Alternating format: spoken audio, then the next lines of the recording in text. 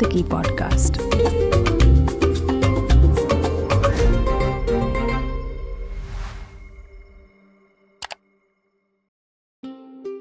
Hello, everybody. I'm Anita Ratnam, and welcome to our podcast.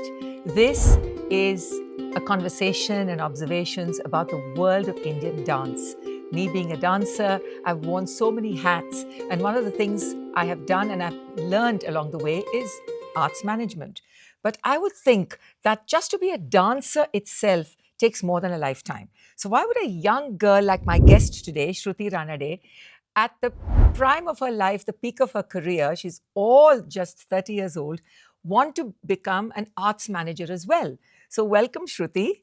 Thank you, Anita. Shruti has started Vyom Arts Management very recently, and we are here to talk about her navigating the life of being on stage and off stage. Quite a juggling act. So tell me, as a very active Bharatanatyam dancer right now, working with a major dance company, but what was the moment for you a few years ago that said, no, this is an area I also want to explore? So I think for me, the journey began somewhere around COVID, where there was this one transition that was absolutely evident. I wanted to do something with my background in computer science and everything. I really wanted to, when I shifted my career and I chose dancing full time, I knew that, okay, some things need to be changed. But when I really started living that life on a day-to-day basis, I realized that, okay, I need some organizational skills and I need to, repurpose things to fit into this Sort of new world. This new world, yeah. And then when I was doing that, COVID happened. And the world just suddenly shut down. Yes, a few of the new things that I had started tanked, literally tanked. All of those ideas, we had to put them down. And then my thought process started as to, okay, if this can happen with me, this is going to impact everybody. And so we need something that, supports us, guides us, and pushes us to be that version of ourselves that we envision. And that is where it started. I started learning, I started upskilling myself, taking the right kind of courses that was required and all of that. And then I just started work on ground. And that's how it came into being. So you've started it, and who was your first person that you partnered with in Vyom? I think Vyom came much later. I started freelancing initially. And one of my friend who is a very, very dear dancer, and she reached out to me. She's like, oh, you're doing this. Would you like taking up a client? And I'm like, yes, bring it on. And it started there. And then it grew and grew. And I realized that, okay, I cannot do this by myself anymore. If I have to dance and if I want to do this, I need a team. And I need to start delegating. I need to start sharing. I need to start, creating more of this, what we call as arts managers. We need more of them. And so that's how Vyom came into being. So you say you have a computer background. Yes. But to get into arts management more seriously, what are the kind of upskilling that you had to do for yourself? Yeah, so that is actually a very interesting thing. It's during the pandemic that I did a course with Masoom. He was my first window into this and into structures and what is the language of arts management. That in itself was very, very new to me. And then I eventually went on to a lot of courses. There is so much material available if you are willing to learn. There is also a fantastic course at the London University of Arts that you can do as a distance course. And then I did that eventually. So yeah, that would be the educational upskilling that I did. But the biggest upskilling comes from working with artists. They will teach you everything. You will learn everything on ground. And if you're prepared to, do that, I think it's So you're a dancer, so you know the whole process of the creative process. But what do you find when working with dancers or dance companies? What is the first obvious thing that they don't understand about arts management? What do they expect when they are hiring you or taking you on? Not everybody understands all the little things that go into arts management. correct. So tell me, what are the biggest sort of blocks or blind spots that dancers, many dancers have, or dance companies have in the Indian context? Yes. The very first would be the fact that there is sometimes very little room for change, or there is very little room to have another ideology come in which wants to actually partner with you, which wants you to benefit. But if there is no room for that, it gets very difficult to do anything. So that's the first thing, that they need to have some room. The second thing is that the people who are within within the organization, within the company, or even if it's an individual artist, they should be comfortable with the idea of upskilling themselves, because that's very much a part of the process, because then they will understand the arts manager better. The arts manager will be able to align them with their own vision.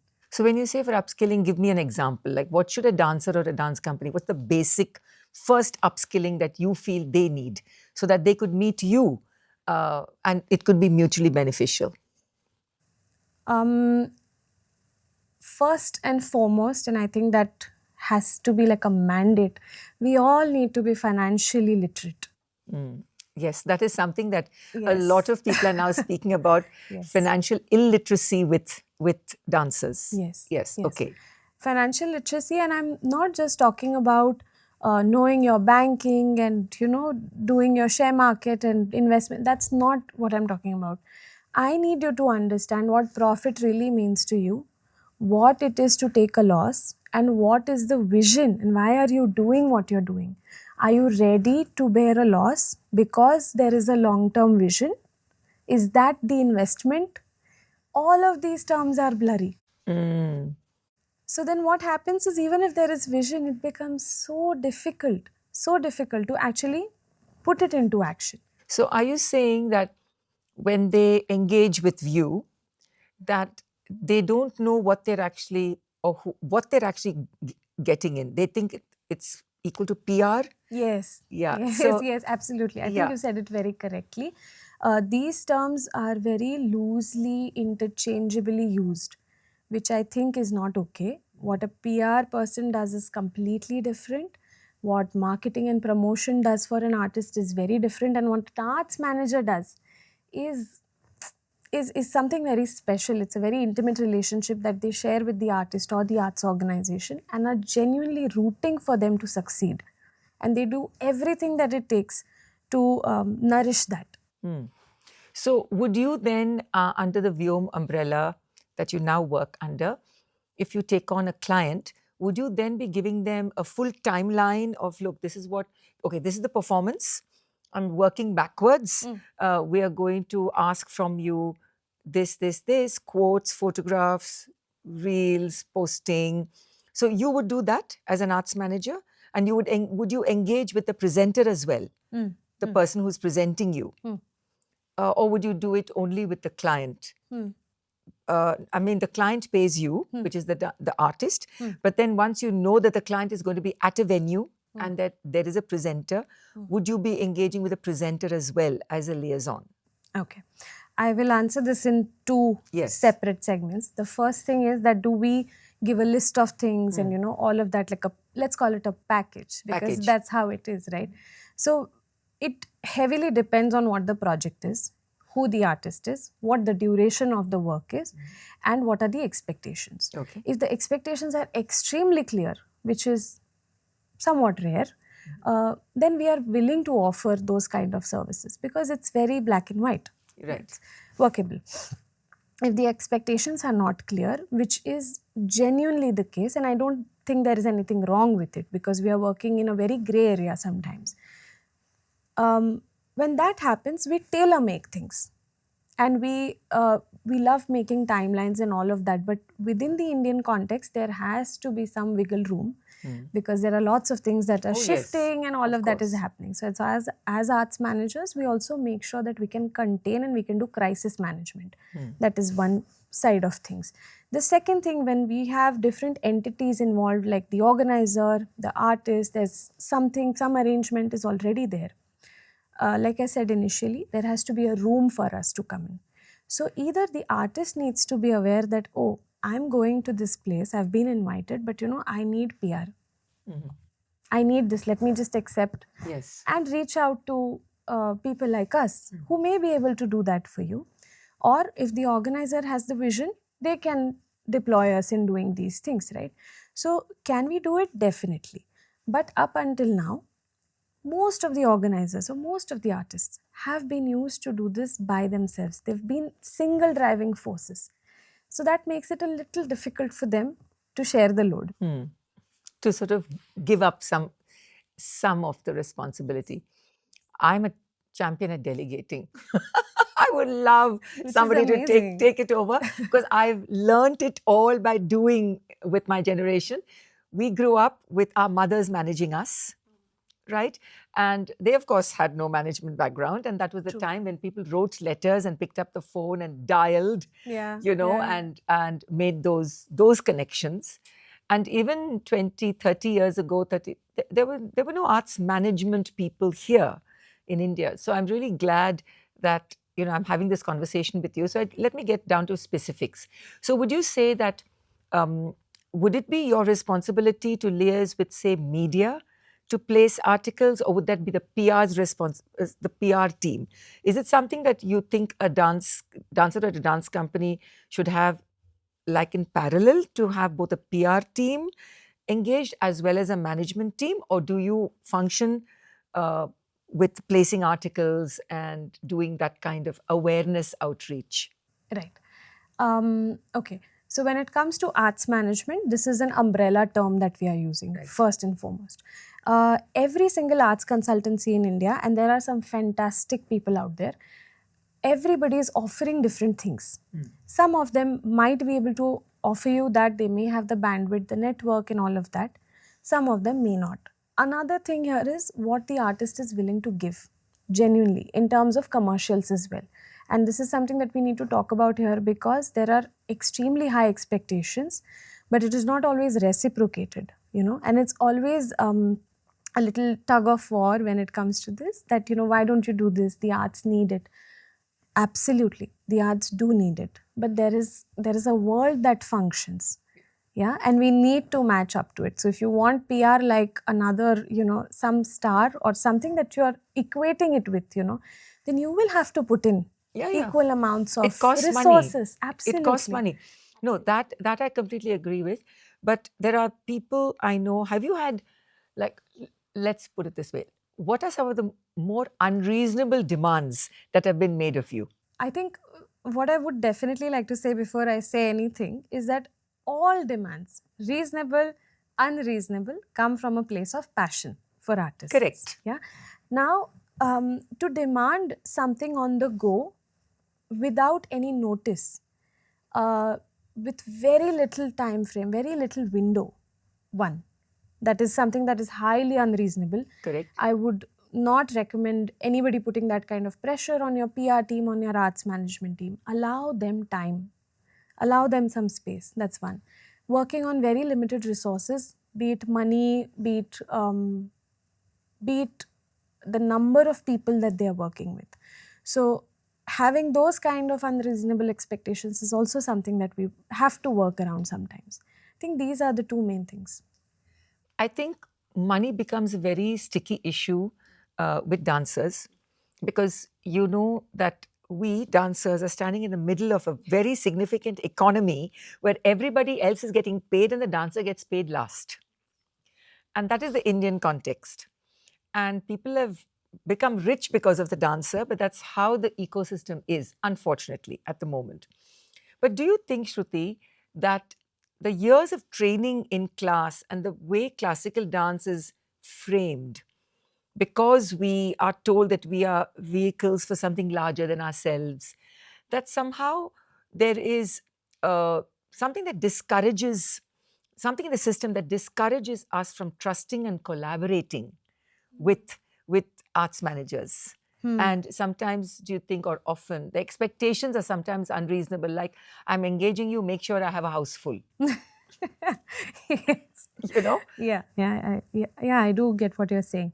I think to answer the question that you asked is, yes, the way that we absorb the tradition, the way that we learn it, in a very methodical way, sort of we're very hyper focused, and we are unidirectional and unidimensional also, for that matter, and we are expected to be that for a very long period of time till you hit a certain benchmark, and it's then validated by everybody around you that now you can go and collaborate or whatever.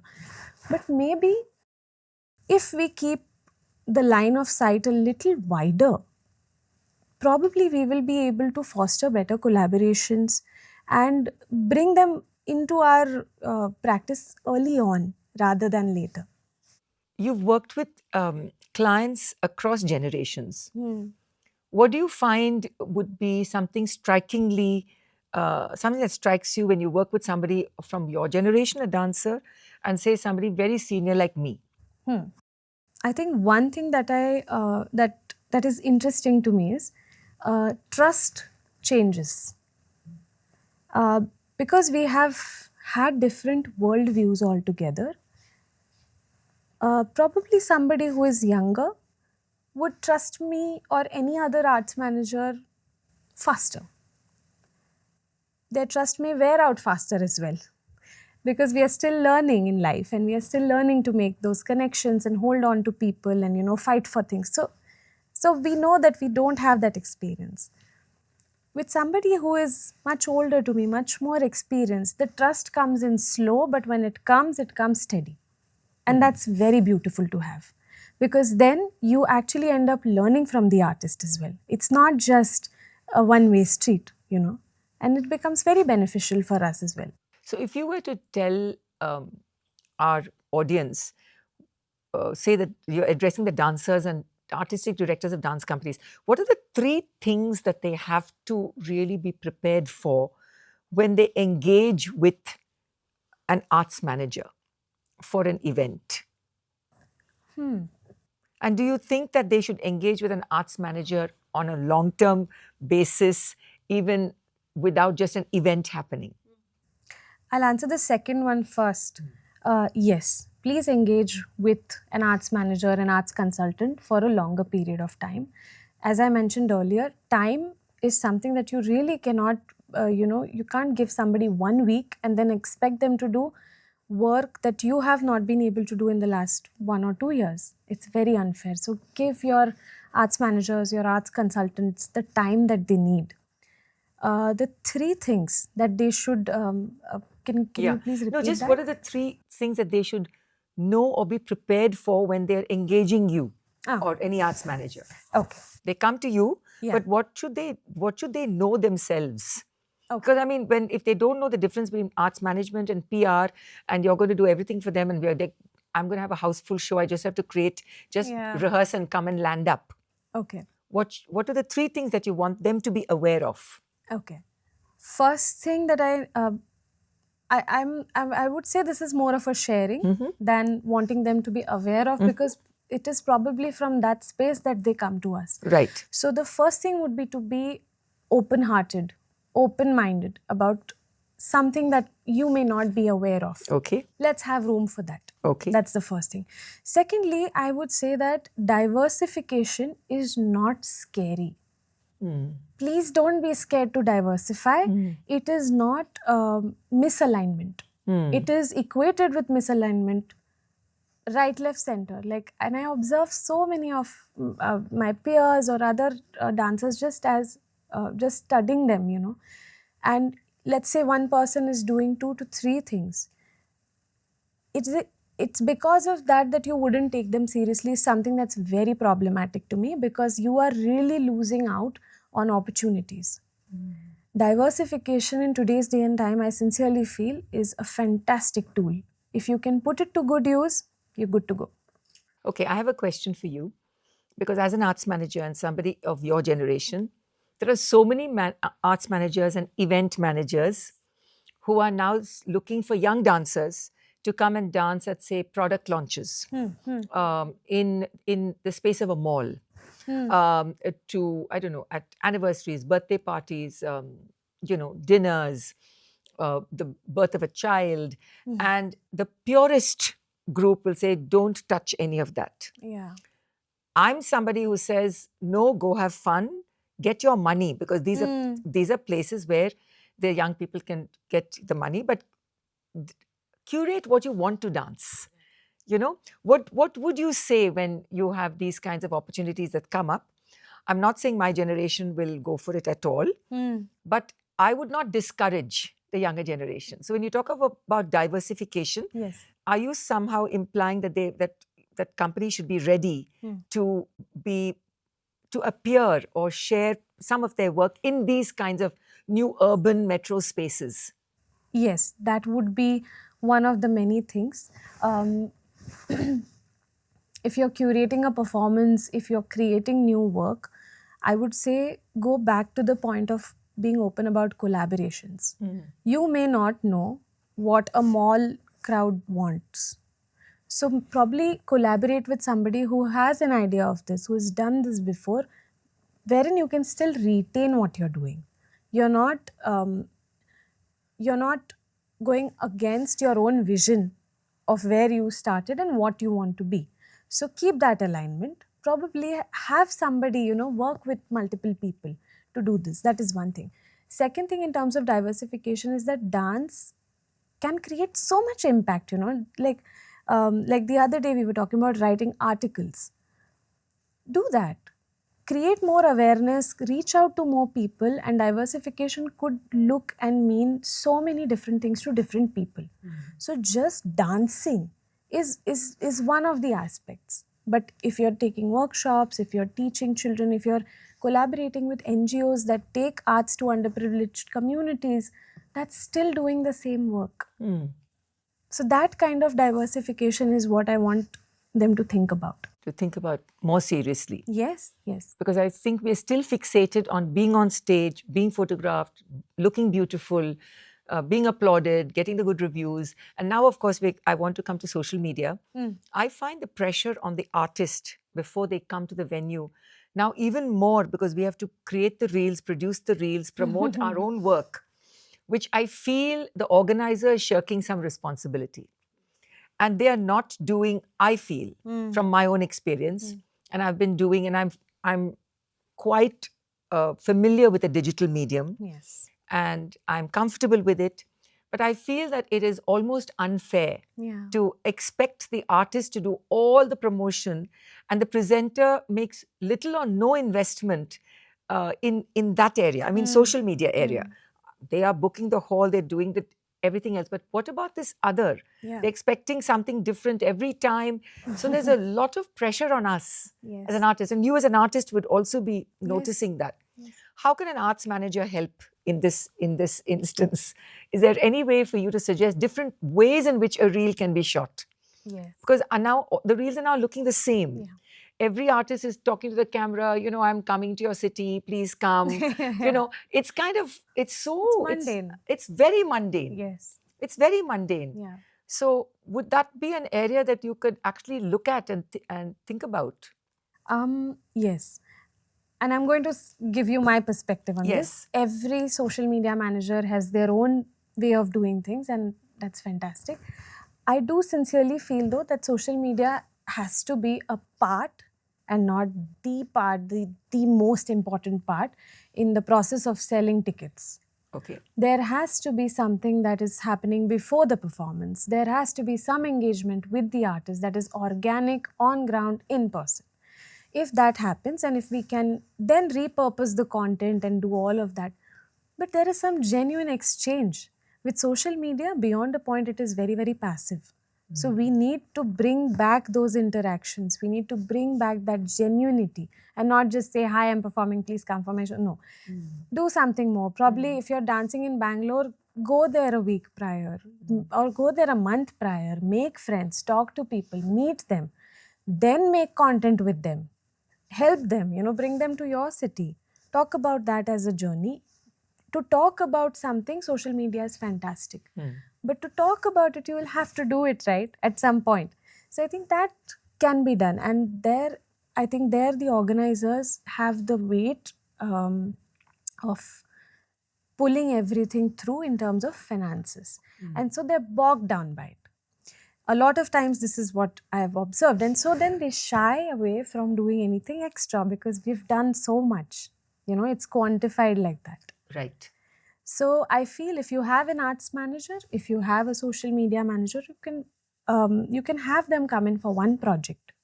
Let them take over. Let them give you some buzzing ideas, collaborate with different people, create genuine physical buzz, and then put it on social media. I'm sure it'll have a different impact. Because I think in India, there's a great deal of value still put on reaching out to the senior artists one-on-one.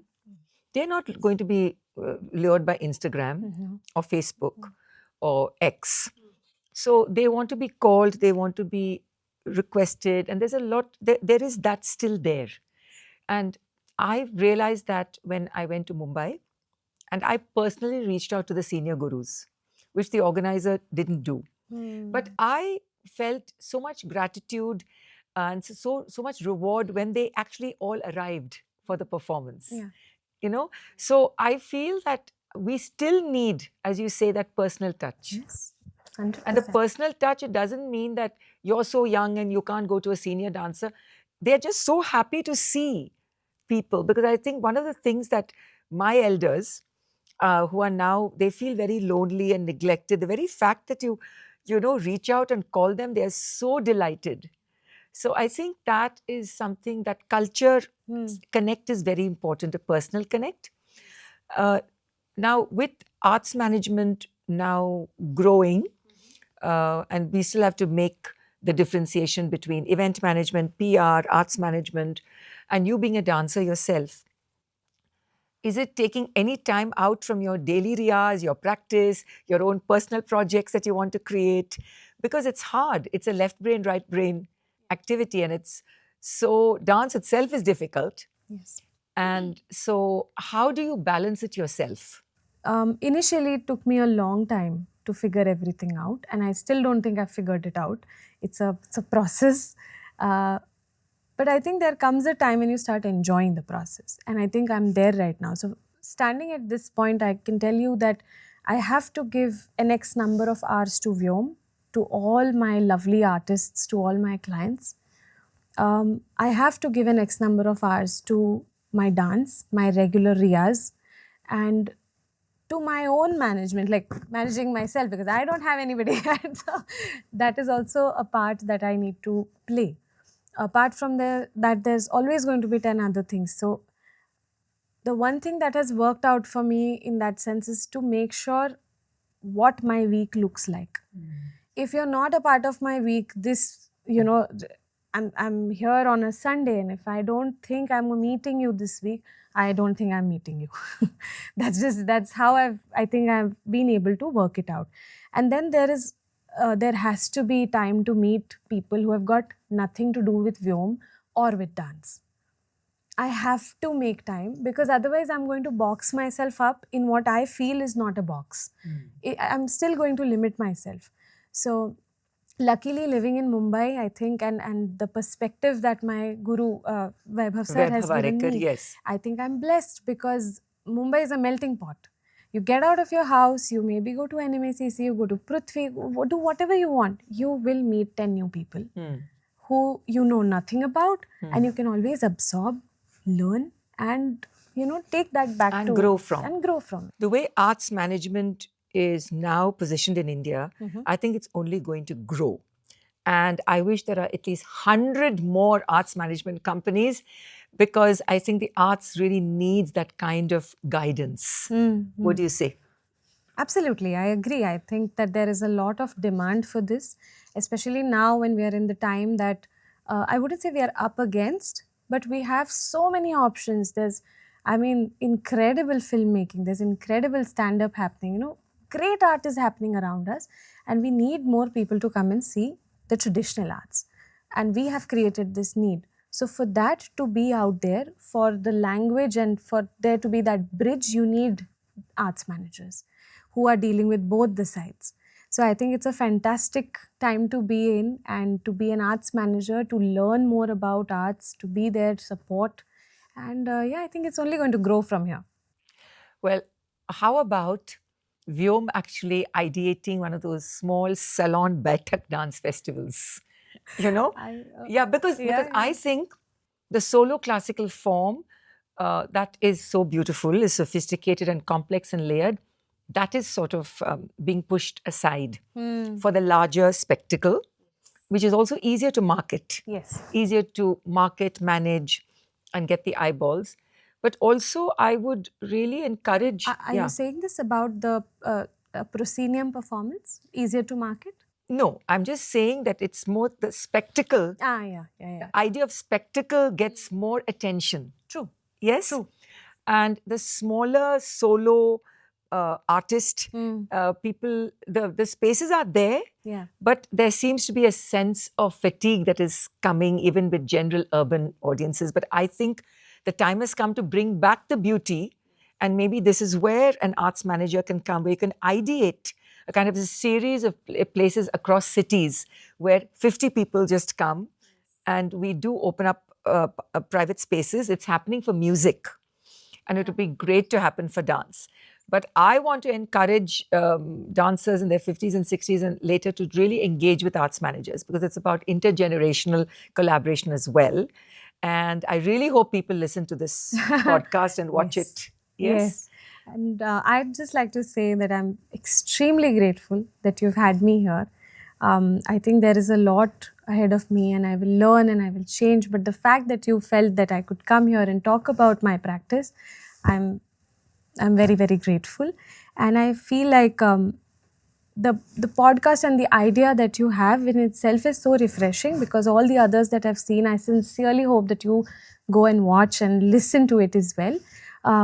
May there be many, many more. And may we keep seeing you, may we keep learning from you. Thank you so much. My pleasure always. And thank you so much for being an audience. My guest today was Shruti Ranade, a Bharatanatyam dancer who currently works with Vaibhav Arekar's Sankhya Dance Company, located in Bombay and Pune. And she has lots of hopes and dreams, which I hope she realizes. And I hope you continue to subscribe to our channel and keep watching, because we talk about anything and everything and everybody connected with this wonderful world of Indian dance with which we are afflicted. We have to say afflicted and affected. I'm Anita Ratnam. Thank you for being with us.